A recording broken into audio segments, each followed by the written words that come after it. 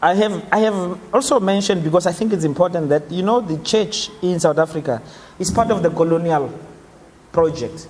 The first land thieves are missionaries who bring the Christian project to the Azanian space. Now, the church has not repented, has not asked for forgiveness, and that particular church, I'm talking about particularly the established white church, has not returned our land. The first thief, land thieves, you must go ask those churches which pieces of, where did they get those pieces of land? Now, they have our staff there, they ask us to come together and pray, but they don't return that thing. So these churches are sinful.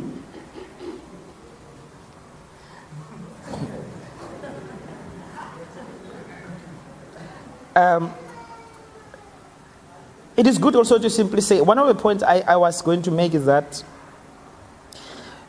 this church, this particular one we're at, is like a Kilombo. Kilombo is what slaves did back then. What they would do, our people, they will run away from the plantation and create a safe space away from the plantation. And of course, generally, it's very deep, where the slave master and the slave project cannot reach. It is where black people were able to make some kind of life. So, there in the Kilombo, black people who were taken away from this continent were able to create a new life, a different life. So, I think we must make that point that this church, by and large, and it is true, I've been part of some of the developments. It is a Kilombo. We already know that Pastor Paulus Kosana says or describes the township as hell on earth.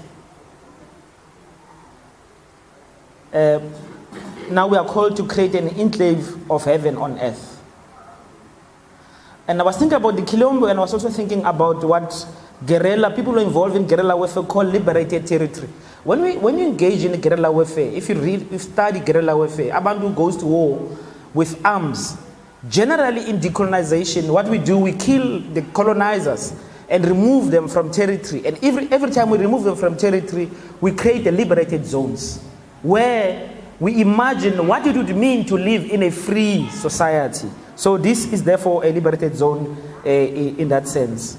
We thank you, Pastor, for inspiring us, because what I'm going to say is that we need to create these Kilombos, these liberated zones everywhere we find ourselves, whether in our own organizations, whether in our families, in the community. We are in the middle of a war. But being in the middle of this war, we must still find ways in which we create spaces, enclaves within this colonial reality, where somehow we can be safe. And because we are in a safe space, we are able to say things to each other which generally we will not say to each other. So we're going to be frank. The things I will say here are not things I will say in a meeting where there are white people there.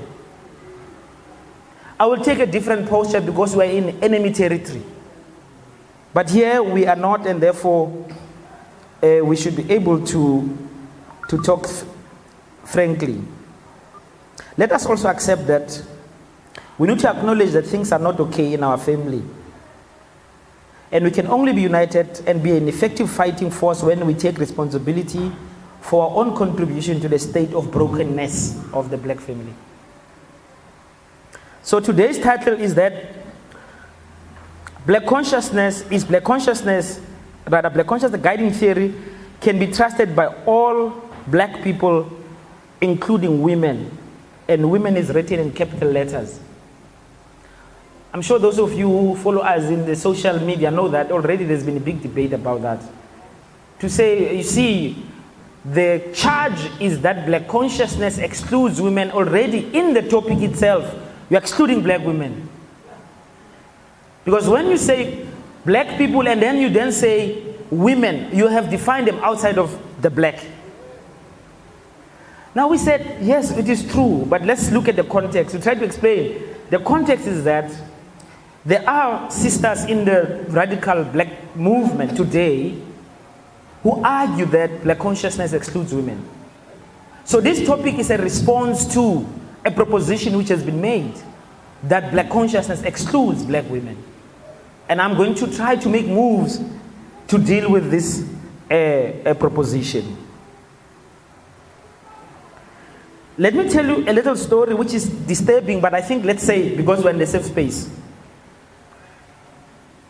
On Facebook, there was a conversation between some of us and our sister, Smamkele Dlakavu, that's her name. And she made the point that black consciousness excludes black women. And a robust engagement started.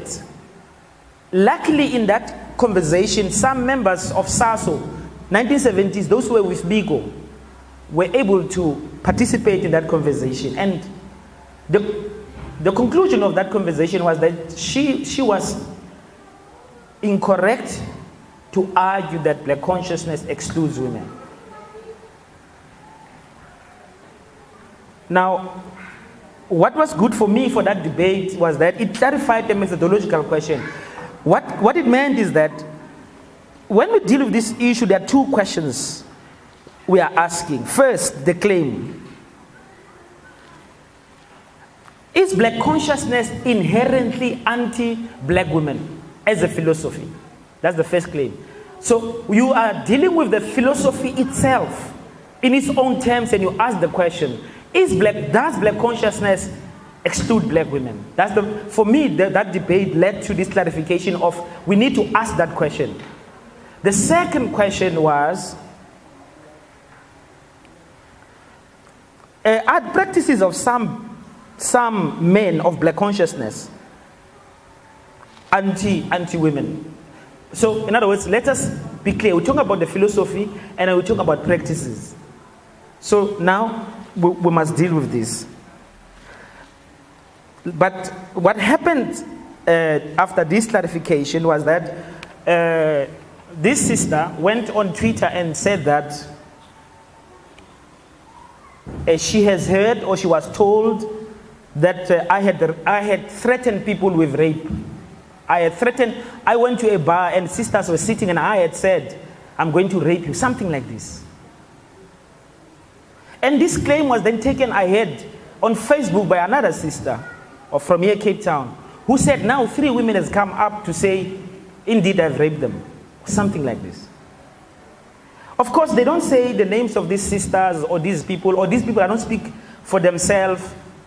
They remain anonymous, but the explanation is that they are terrified because if they were to say who they are, I will harm them. I will harm these sisters because I'm dangerous. And they're so terrified they will not even go to the police to open a case.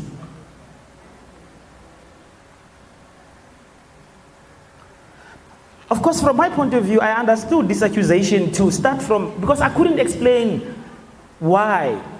So I think these accusations come from the debate we had earlier on with the sister, and she was clarified, but she was not satisfied. Therefore, to make her point that black consciousness is anti-women, she had to find and create a rapist in me. Because as Upasta was introducing me, some people see me as Vice Biko. So if you say black consciousness is bad, find a person who is seen as a Bikoist, then see that, project that person as anti-women, and you resolve the debate. So the debate ends because we must now have our Vice Biko who is also a rapist. So there's no more discussion about whether black consciousness excludes women. That is my only explanation. Maybe there's other explanations. I'm saying these things here because it's a safe space. I've not said these things anywhere else. And I am, of course, as you can imagine, from my perspective, very agitated by this and hurt, of course. Because I know these sisters, right? And I am looking at still pursuing the possibility of getting some kind of justice. Now, I was thinking, let's say for argument's sake, even if these accusations were true, say I was in jail, I was arrested for rape and all that, it will not still address or would not prove the fact that black consciousness itself is anti-women. What it will do, it will simply say this particular individual is anti-women. I was thinking, and I will make an example here in my notes about Karl Marx. Karl Marx, Marxists who will know this. Karl Marx didn't work. He sponged off from his friend, Friedrich Engels. Friedrich Engels got his money from his father, who was a capitalist running industries. So Karl Marx is a theorist of capitalism. He's saying capitalism is bad. He shows how surplus value works. But he lives off his surplus value himself. Does this question of Karl Marx living off his surplus value, not only that, Karl Marx also played the stock exchange. So he went to the stock exchange, Karl Marx, and put money to play the capitalist game. These practices of Karl Marx as an individual, do they collapse his theory and critique of capitalism? I argue not. Marx's critique of capitalism remains valid, irrespective of his own individual behavior. And we can condemn those behaviors. And this is the treatment I want to propose black consciousness should also be accorded. Now let us zero in more specifically on this question, whether BC does in fact is inherently anti-women. And I make a note that, when I ask this question, is BC inherently anti-women? I hear a voice saying to me, but you are a man.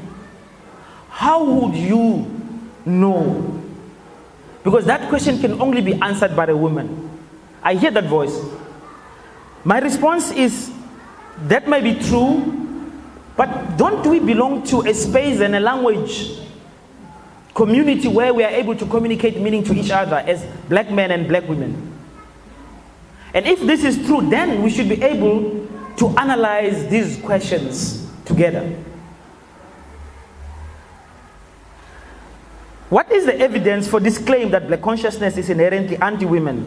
There are two propositions being thrown around. I don't know if there's more. It will be good to see, and I've read a little bit around this. The first is the language question, the use of the language, where black consciousness in the 70s, Bigo and Panipichana, by the way, it's Panipichana's phrase, black men, you're on your own. That's Panipichana, who came with that phrase, which then was taken by black consciousness.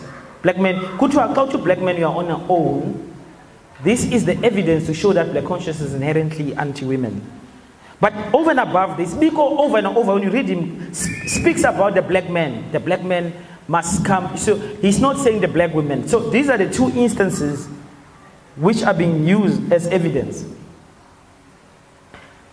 I argue that context and time assist to evaluate the use of language. In the context of the 1970s, at least inside black consciousness, there was no critical appraisal of language use. So if you must go back to the 70s and think of yourself as black consciousness comrades at the time, there was no consciousness of the language question and the critical reflection. There wasn't. So this is a question of time and expressions used for its context. I'm not aware of any evidence where, in fact, there was a challenging of black consciousness to say, don't say black men. And Bigo and them insisted we are going to say black men. There's no evidence of this. In fact, both black men and black women used the term black men to refer to the generic black condition. There was an understanding that all are being included in this articulation. So the question of whether the black woman's pain is excluded at the time did not arise. Well, according to the use of language at the time, if we look at today, surely we will resist that language. We will not. I don't know of any movement that will insist today to use the same. At least the Black consciousness organizations I belong to, we will not use the same language. The mistake then made by our sisters who made this claim around Black consciousness is to judge Black consciousness retrospectively. In other words, you judge Black consciousness today in terms of what was happening back then. You can also argue, of course, they should have known and use a liberated language, but we are not judging Black consciousness in its real terms, I argue. Well, each contemporality, each time has its own blind spots, and I want to argue that a generation from now, most of the languages that we use today, we think is liberated. I mean, I can see there's a lot of new language people are using to try to explain things. Some of it is really new and very strange because it's new. I argue that in a generation's time, that this language we believe it captures our truth will be seen by our progeny as lacking. In other words, it does not address the question. What I hope and pray for is that the charge of the limitation imposed upon us by our own context, we shall not be judged by that. So this generation which will come will not, when it is so advanced because of the advantage of time, judge us here on the basis of their time. Because this is what this proposition is doing, that Black consciousness language use excludes women.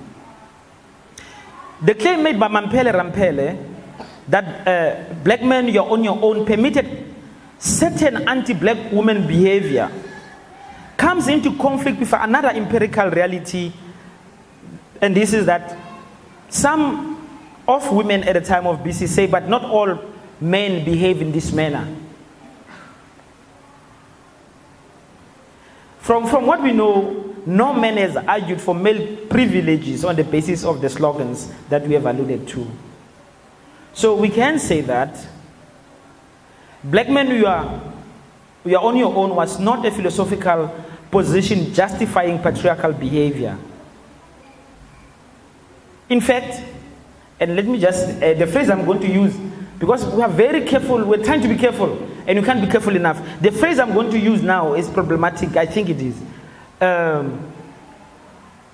In fact, there is evidence that Steve Biko's womanizing was frowned upon within the Black consciousness movement. I'm saying womanizing, and I get the sense that I'm not sure this is the correct term. And so in the question and answer, we can be told, okay, we can't use that language. Maybe there's another thing that expresses the same thing.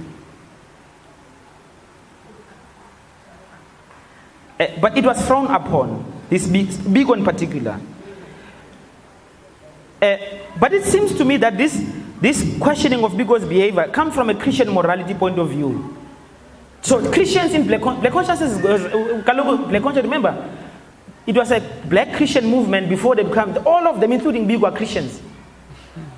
So the other Christians, when they see his behavior, his excessive drinking and many lovers and so on, they were unhappy, but they were unhappy from a Christian morality point of view. Then I think if this womanizing question is a feminist question, it is an interesting alliance between then feminism and Christian conservative morality. It's something that you've got to think about, I think. There is no evidence that Biko uses the slogans to insist on his philandering, if you like, from what we know. I don't know, the father Stubbs has an interesting biography on his interaction with Biko in the latest, if you look at the latest I Write What I Like. It's a long thing. Please read it carefully, because there you get a good sense of Biko's behavior and the kind of difficulties that he had had. Part of it, of course, is that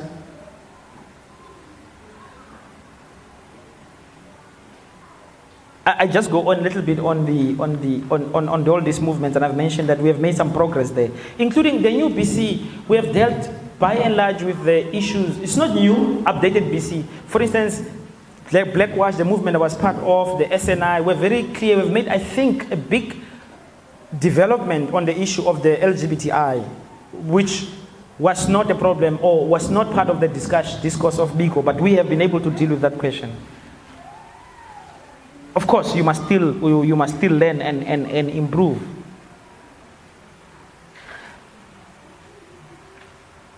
Let us deal with the second proposition. Remember, the first was, is black consciousness the philosophy itself exclude women? I think I've tried to show, no, it doesn't. There is nothing in black consciousness as a philosophy that excludes black women. The evidence that has been shown cannot sustain that claim. So maybe the claim needs further elaboration. The second question was, are there some black men of black consciousness involved in patriarchal behavior? The answer is an absolutely emphatic yes. Absolutely. I don't think there is, we can't run away from this question. But also this is because black consciousness men come from a patriarchal society which apportion patriarchal privileges to all men. Huh? Men who are then involved in patriarchal behavior do not represent black consciousness. They represent patriarchy in a patriarchal society. Say that slowly. Again. Men who behave in this patriarchal way do not represent black consciousness. They represent patriarchy. We need to make this clear distinction. There is a slight different point that needs to be made, and it begs the question, ours. Is there amongst people we designate men and heterosexual men here? Is there any one of them who is free of patriarchal tendencies, behaviors, and free from the benefits of patriarchal privileges? A real role model to say, he has transcended the problem of patriarchy. Is the answer lies in my wife? So people heterosexual men who exist outside of the patriarchal world, do they exist and can they exist? This is a question I think we'll have to deal with as moving forward. I have a note I find interesting when I look at Biko and Sobukwe, and I say Sobukwe is an accidental feminist. And you'll hear here now an interesting thing, what's going on. Sobukwe is an accidental feminist. We know that Robert Sobukwe is reported to have been angry with Biko and his comrades for drinking and this womanizing thing. And I think for almost a year, Sobukwe did not talk to Biko at all. That's how angry he was. And Sobukwe, as a father figure, was very worried about this behavior he considered not revolutionary from Biko and his comrades. You must hear the stories what was happening there in Durban, because Biko and them were there in Durban. You must hear the stories of the things that were going on there. What Sobukwe did, I don't imagine Sobukwe saying, chaps, you are little patriarchs. He must have said, this immoral behavior does not sit well with the expectation of your followers. In fact, Sobukwe said that. He said, Biko does not see that followers expect different kinds of behavior from their leaders. We know this from Father Stapp's account about Sobukwe's concern. Now, here's an interesting contradiction. So Sobukwe said to Biko, don't behave like this. Don't do these things of drinking and having many lovers, which is, of course, the similar. I don't know about the drinking part, but the many lovers part, where I'm sure this is the consideration of the feminist movement as well. So Sobukwe is almost taking the same position, therefore, with the feminist sisters here. And that's why I argue this makes him an accidental feminist. Here is an interesting contradiction.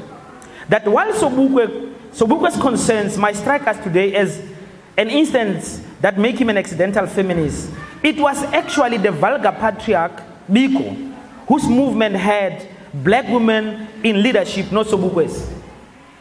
This is the point I'm making. It's interesting that Sobukwe is making this point, but it is actually black consciousness. And here I call Biko a vulgar patriarch. Permit me to do so as a Bigoist. It was this movement that was able to empower women to a point of leadership, not Sobukwe's. Up to now, only black consciousness had a woman's president. If you look at the liberation movement in this country, liberation movement as Pan-Africanist, let's accept ANC also in that, okay, the ANC and black consciousness. Only black consciousness had a woman president. In 1972, the Black People's Convention had Winfred Khawari, who was elected as a president. President is, we can't imagine it now because none of our movement has a woman president, right? If you imagine the ANC having a woman's president, that what happened. It is the only movement that had that. So I make this point here, that this makes for interesting inquiry into the personal gender dodgy behavior of Biko and his public political practice that seemed to empower women's participation at the highest possible level versus Sobukwe's personal accidental feminism, as I call it, but public political behavior that sustains women's place outside of the main arena of struggle. I just think that it will be, those of us who are interested in Biko and Sobukwe, it will be nice to probe a little bit on these questions. And now I'm going to fast track very, very fast. I have here, and these notes will give the notes because they're very detailed. We can give the notes to people to read. I don't go into the origins of black consciousness in my notes, but I don't want to spend too much time there, except to say, if black consciousness, you have to understand it as a response to the first encounter between us and white people. That's the first response that explains black consciousness. Now, of course, if you think about pre-slavery, there were some affirming black practices which black consciousness had to take. But let's say, as a political, revolutionary, philosophical, anti-oppression philosophy starts with our encounter with white people. It's a response. I don't think if white people did not come here and disrupt our lives, we would have spent this time developing black consciousness, and it would not have developed the way it had. First, you have to go to slavery and think about those runaway slaves, or what Malcolm X calls the field Negroes. In the Eastern Cape, notice in the Cape, we have to think about the project Amakaba and Amakgoboka. We won't go into that, but we know that Amakaba refused to enter Western modernity, and they were, of course, literally murdered. Amakgoboka, who is us here, we entered the Western modernity. That's why we speak in English today. To survive, we had to internalize white subjectivities. Our creation as black people goes back to this blackening. And the blackening normally, and I wrote a whole essay about this, the three conditions that make us black. 1, land dispossession. 2, dispossession of our labor. 3, destruction and dispossession of the African beings. They destroyed our African beings. And out of those processes, then we were, what here I go on to talk about, Fanon's thingification of a people. Out of these relationships, and I leave all this stuff out, the important point to make is that today in the white world exists two relationships which intersect, if you like. The relationship between whites and black is a vertical one. And from this relationship, it doesn't matter what language you speak, what culture you have, what sexual orientation you are, and so what age you are just black. That's how the white world treats you.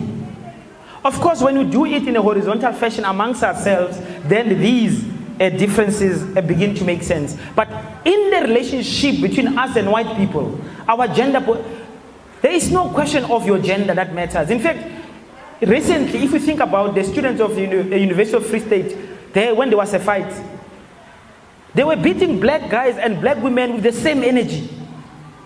They were not saying, oh, this one is a woman, needs a different treatment. The white world, when it looks at us, It does not differentiate us by our sexual preferences, identities, our language, our cultures, our age, and so on. There is no gender agency there.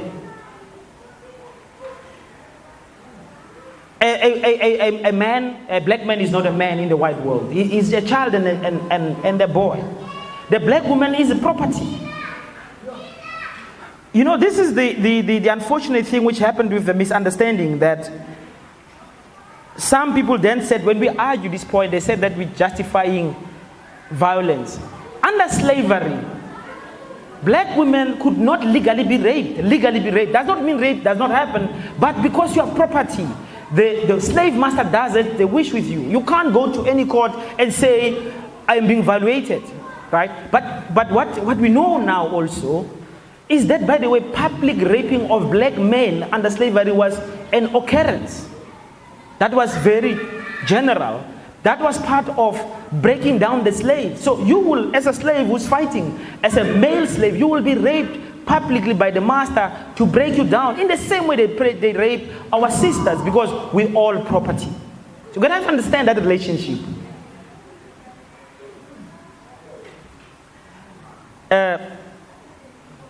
I make a point here about, and I jump a little here, and I make a point about the need to be careful about the structural questions. Bigo teaches us something which I want us to carry, because it will help us when we deal with a few other questions. If we accept this vertical relationship, then black people's sins are absolved, because in this relationship, which is created by this white God, our experiences are shaped by the white system. Bigo says, for instance, the murder, the housebreaking, the physical violence, the rape going on in the township is a creation of white society. He says this very clearly, and then Bigo says we must put blame in the white society. Because he understands that this reality, our experience is shaped not by ourselves, but by the invisible hand of white supremacy. Using Bigo's structural analysis, in fact, we then will not insist necessarily on individual culpability. I want to make a quick example because I want to go to the conclusion of this use of this Bigo's structural analysis. In 2008, there was xenophobia in Joburg. Black people we South Africans were killing. We killed 62 black people from outside of South Africa. 62. By the way, a third of those people were South Africans. From South Africa were killed.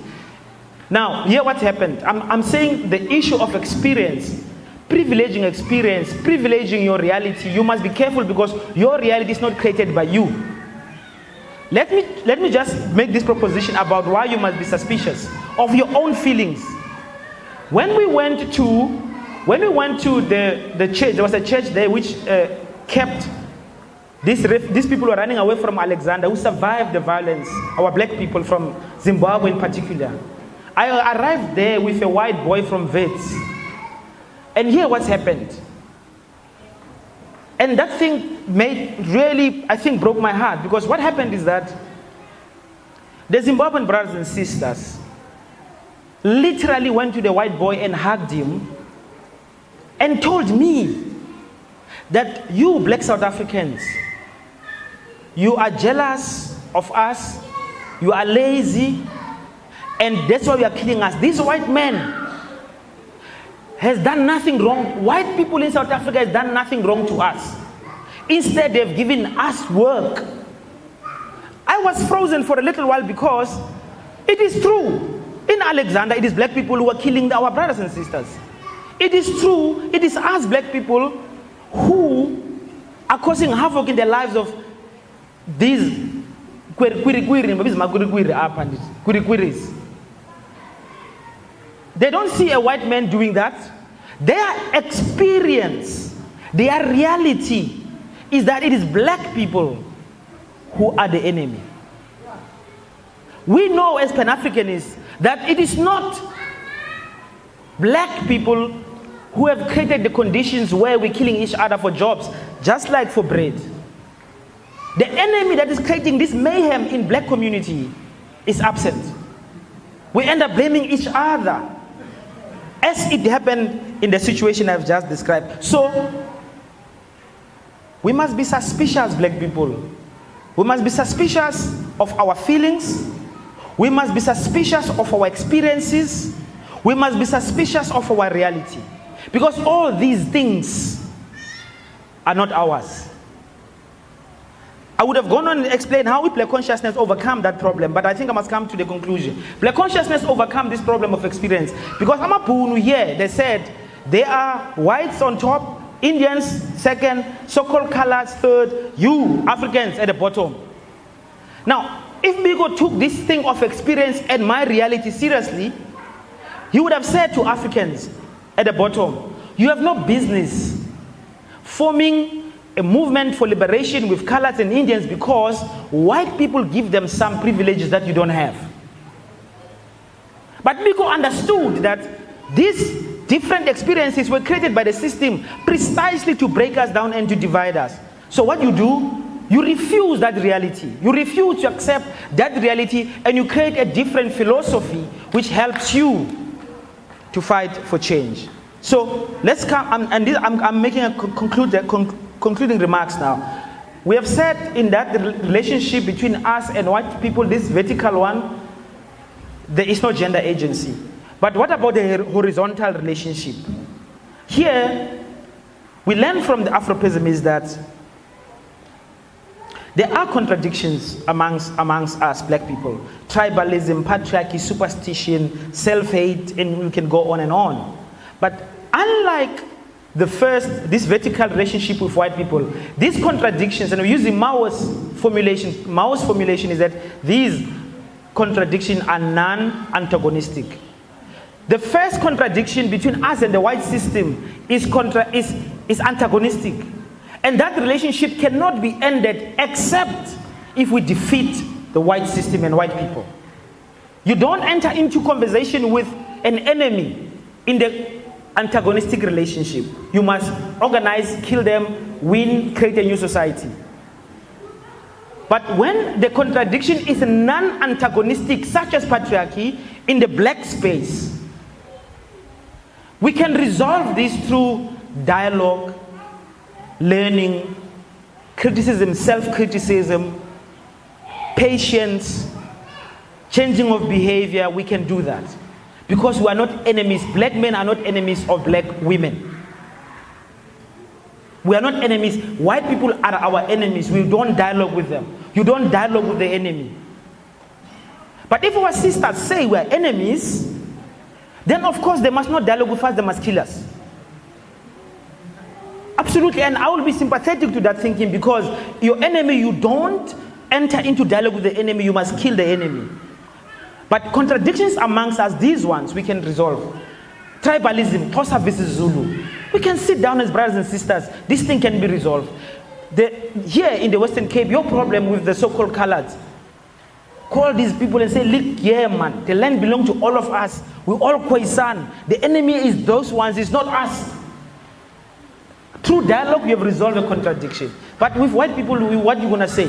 They stole our land, they must return land. That is the only thing that they must do.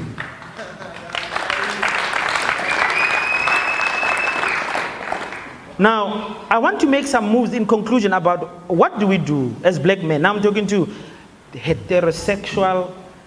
Pura was teaching me all by DT. Which one? Cishet. Yeah, cishet. If we accept the proposition I'm putting forward that these contradictions are non-antagonistic, it means we can resolve them. Of course, not completely, because it means that, remember, the stuff going on in our society. The reason why black men are beasts, we kill each other. And I mean, I put a statistic here to show.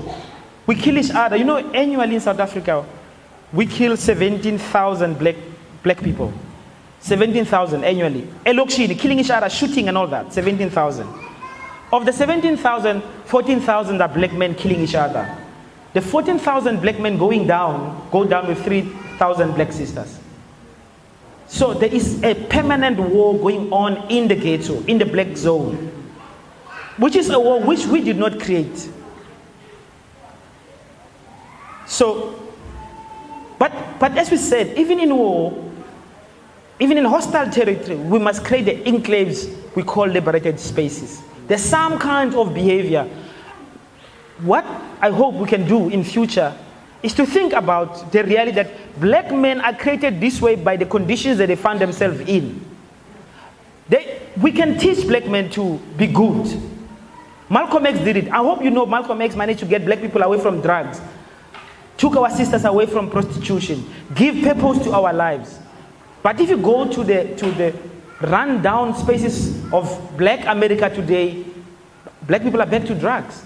Black people are back to prostitution to survive because they did not end the condition that creates us as subhumans. So whilst we create these Kilombos, we must remember the big fight is to end the machine that produces us as subhuman. So what are we going to do?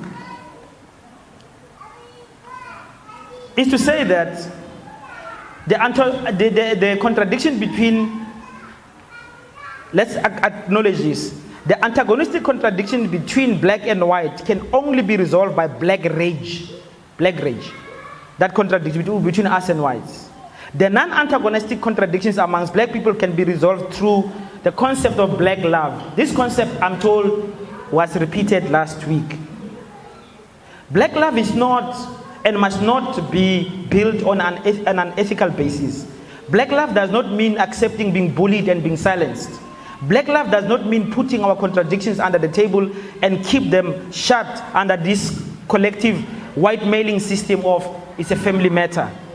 But we should know, when we are out there with the white enemy, we are not going to raise our family things with white people there.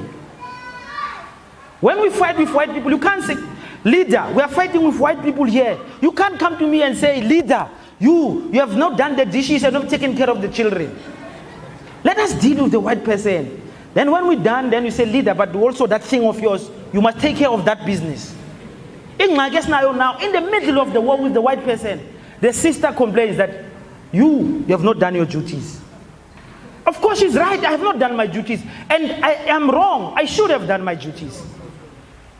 But we need to be able to say, at this moment, let us deal with the bigger enemy. And then it does not mean we must not go back to talk. You must say, let us do the talking. Your behavior as a black brother is not helping us. Black love means taking responsibility for creating this liberated territory. Black love does not mean suspending the criticism amongst ourselves. Black love must mean stopping the nastiness, mean-spiritedness, so pervasive amongst us. There's a mean spirit amongst us, they will deal with each other. Black love must mean that we don't get into that kind of mean-spiritedness. Well, I do argue that black love does mean black come first. An example is this: if you find a sister fighting a white person, your job is not to ask the black sister, Nilo Landoni. Your job is to help the black sister defeat the white person, and after you must say, but now I guess why are you doing this fight with white people? Then you will resolve, because if you move from black first, you are able to do so. There are some specific things that we black men must do as part of this Black Love project.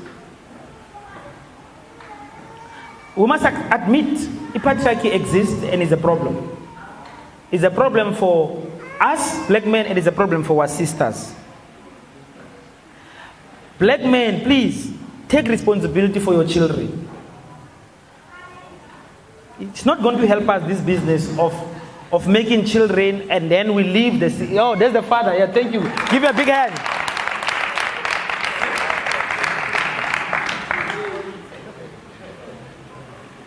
Also, let us make peace in our living spaces and at home. We must not be the people who are the...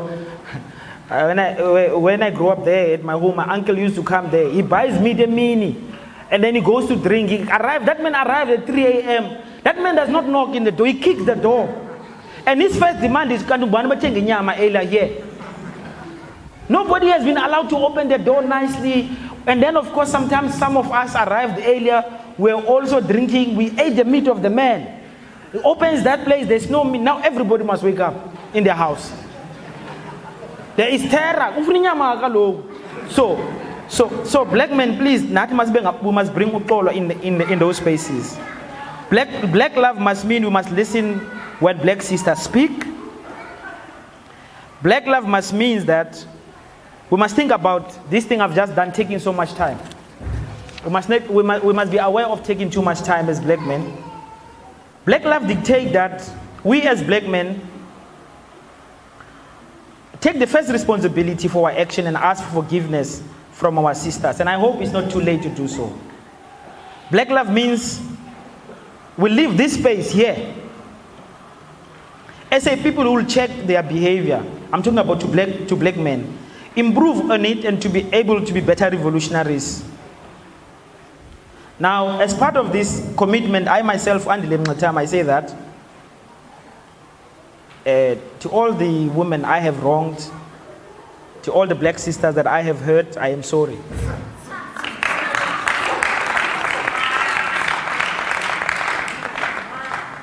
Now, you must listen carefully, black brothers.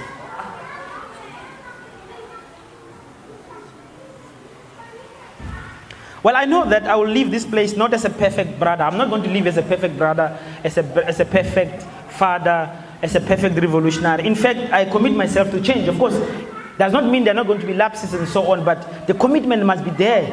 We must imagine ourselves as people going through rehabilitation. You know, a drug addict that goes through rehabilitation is an ongoing process. You are never finished in that thing.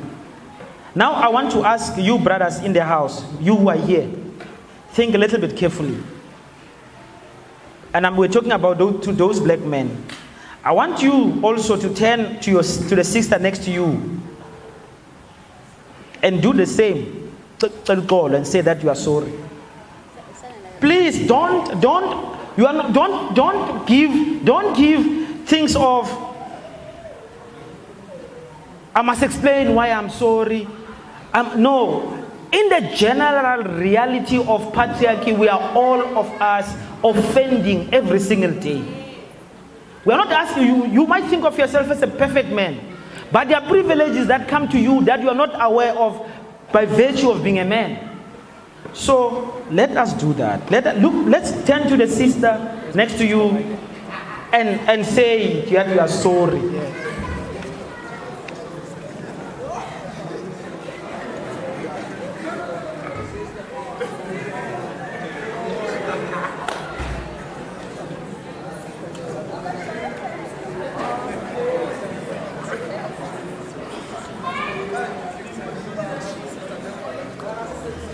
Thank you, comrades. And also, Pura, don't overdo it also. Pura is asking, if you are sincere, it is enough, Pura, to say it once.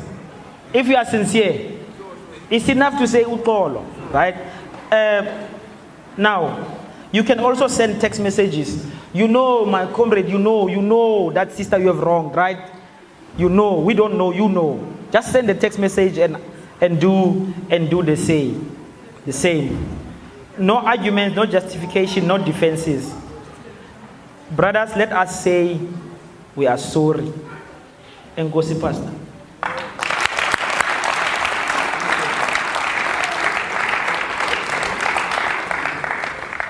In the water, children wade. In the water, God's gonna trouble the water.